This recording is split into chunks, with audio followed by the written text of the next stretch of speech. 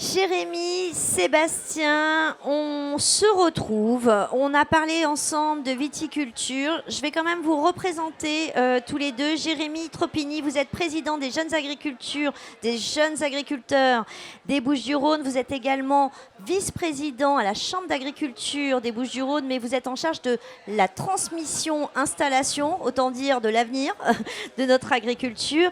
Sébastien Attias, chef du développement à la Chambre d'agriculture des Bouches-du-Rhône. Alors, on a parlé de la situation économique de la viticulture. Là, on voulait faire un petit point sanitaire, si je puis me permettre, de la viticulture. Et on va parler de la flavescence dorée. Alors, Jérémy, on explique à tout le monde qu'est-ce que la flavescence dorée. On va faire simple. En fait, si vous voulez, c'est un insecte, une cicadelle, ça s'appelle, qui pique le pied de cèpe et qui pond. Et si vous voulez, ça tue le pied de cèpe. Et cette maladie a une particularité, c'est que si on n'arrache pas les pieds de cèpe contaminés, c'est multiplié par 10 chaque année. C'est exponentiel. C'est ça, j'allais dire, c'est l'épidémie. C'est exponentiel. Et après, si c'est pas traité, si on le détecte pas, on se retrouve à arracher des dizaines d'hectares. Donc, je dirais que le risque est aussi grand que le phylloxéra. Si on laisse développer cette maladie, on n'aura plus de vignobles en France. Ça fait combien de temps qu'on a de la flavescence dorée et qu'elle devient critique ici dans les Bouches-du-Rhône? Ça fait à peu près plus de 10 ans maintenant qu'on travaille sur le problème de la flavescence dorée dans le département. Elle vient d'où? Alors, nous concrètement, elle vient sûrement des départements limitrophes, mais après, elle vient d'Europe et au-delà de l'Europe, on trouve de la flavescence dorée. Ok. Donc, c'est quand même un enjeu important dans les vignes. Si on ne fait rien, le risque, comme vous le disiez, Jérémy, c'est de devoir tout arracher, comme cet épisode de phylloxéra qui a marqué les consciences de tous.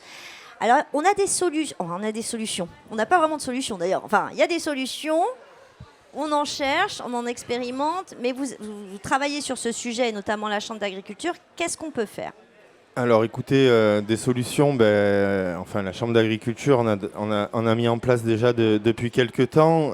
Si vous voulez, il y a une prospection qui est faite, encadrée par la Chambre et la Fredon, financée par le département, je tiens à le dire, afin de détecter chaque année des nouveaux cèpes contaminés. Et donc ensuite, ils sont marqués pour être arrachés pendant l'hiver. Voilà, c'est devenu une obligation. La seule solution qu'on ait, c'est d'arracher, quoi. Oui. C'est ça. Hein, oui, on parle de chimie, de produits ou autre. Là, aujourd'hui, on n'a pas de solution et la seule solution, c'est l'arrachage et la prospection actuellement à pied. Mais on a développé une solution innovante et technique. Alors, je ne sais pas si Sébastien, tu veux en parler peut-être, ouais, nous expliquer, parce que c'est vrai que historiquement, on imagine le vigneron qui se promène dans ses rangs, qui vérifie tout, etc. Quand on a la chance d'avoir un vigneron ultra attentif, mais on peut se dire que parfois on est pris par plein de choses, on voit pas. Je veux dire, c'est ça. Et aussi, la prospection se fait à une certaine période de l'année. C'est juste après les vendanges ou pendant les vendanges, c'est là où les symptômes sont marqués et qu'on peut le repérer. Donc, on a une fenêtre de tir assez réduite et en plus pendant la grosse période des vendanges. Donc, effectivement, ouais. Voilà. Donc vraiment un appel à la vigilance, et puis en plus le truc c'est qu'il faut être solidaire dans cette histoire, parce que si le voisin il n'arrache pas, faut quand même, ça concerne tous les vignerons. C'est ce qu'on appelle le maillage sanitaire en agriculture, quelles que soient les filières, et à chaque fois on est tributaire et en même temps on est complémentaire des autres agriculteurs. La flavescence dorée, ce qui serait très facile, c'est qu'on puisse la prospecter à une autre période que les vendanges, parce que nos vignerons travaillent jour et nuit à la période des vendanges, mais malheureusement, les symptômes sortent uniquement à cette période-là. Donc, on doit les prospecter. Les Bouches-du-Rhône, on le disait, c'est 11 000 hectares de vignes. La prospection dans les Bouches-du-Rhône, on mobilise sur cette période-là 500 personnes pour prospecter. Donc, ce n'est pas 500 personnes en même temps, c'est 500 personnes sur un mois et demi, mais vignerons, encadrement, institution, ça fait du monde. Et on n'a que 11 000 hectares, si je peux le dire comme ça, à prospecter sur la flavescence dorée. Donc du coup, nous, la Chambre d'agriculture, avec l'ensemble de nos élus, on s'est penché sur d'autres solutions alternatives, avec le développement qu'on peut avoir numérique derrière. Et on a mis en place plusieurs solutions. La première, celle qui nous venait et qui était la plus évidente pour nous, c'était les drones. Oui. Donc prospection par drone qui nous permettait de faire de la surface, beaucoup de surface en peu de temps. Inconvénient du drone, c'est la pluie et le vent. Donc chez nous, on a quand même des périodes plutôt venteuses quand le Mistral se lève, donc ça nous fait des jours en moins de prospection. Et comme la fenêtre de tir est très réduite, il faut qu'on soit efficace. Et avec une start-up, on a essayé de mettre en place, donc on l'a vraiment inventé cette chose-là, elle n'existait pas en France, une caméra qu'on embarque dans les vendangeuses. Pourquoi les vendangeuses? C'est qu'aujourd'hui, nos vignerons vendangent quasiment tous de nuit. En tout cas, ils démarrent de nuit et ils finissent dans la matinée. Et forcément, prospecter de nuit, on ne voit pas grand-chose derrière.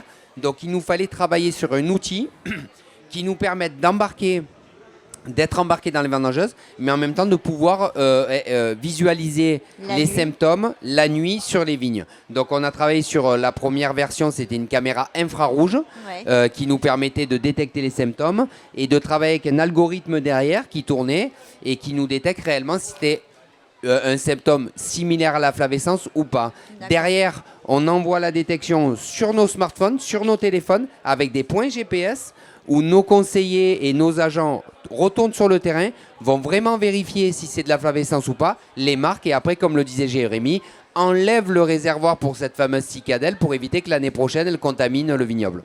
C'est ça. Alors, je me posais quand même la question, parce que là, on a une belle démonstration. Vous voyez, l'agriculture, quand on parle d'agritech, aujourd'hui, on a besoin de cette technologie. Et c'est pas parce qu'on aime la technologie, c'est parce qu'on a vraiment, on doit apporter des réponses sanitaires que seule la technologie, aujourd'hui, nous permet d'y répondre. Mais je me disais, quid des cèpes ou des pieds de vigne qu'on peut avoir chez des amateurs, chez des particuliers? Est-ce qu'eux aussi peuvent se poser la question et se dire, mince, peut-être que j'ai de la flavescence dorée, et est-ce qu'il y a un risque sanitaire? C'est surtout nous qu'allons nous poser la question pour eux, puisque quand on fait la détection flavescence dorée, on identifie les vignes qui ne sont plus cultivées, et avec le SRAL, on va demander aux propriétaires de faire la prospection, ou de faire la prospection, mais de nous amener des preuves que la prospection est faite sur ces vignes-là, pour enlever encore une fois le réservoir de cette cicadelle. Oui, c'est ça.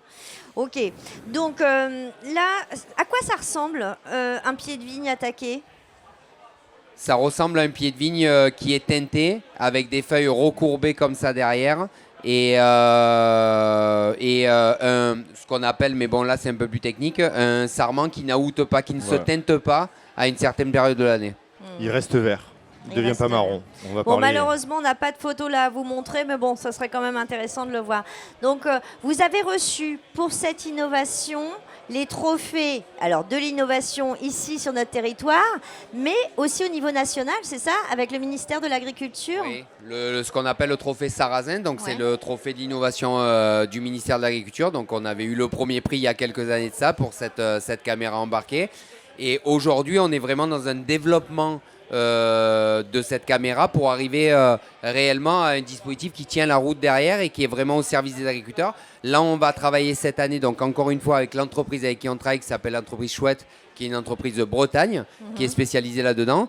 Et on va travailler aussi avec une entreprise qui travaille en lien avec des satellites pour essayer de récupérer des images satellitaires instantanées avec l'intelligence artificielle, un apport d'intelligence artificielle dans le module donc de traitement des images pour essayer d'aller encore plus loin dans la performance qu'on peut amener sur cet outil-là. Très bien.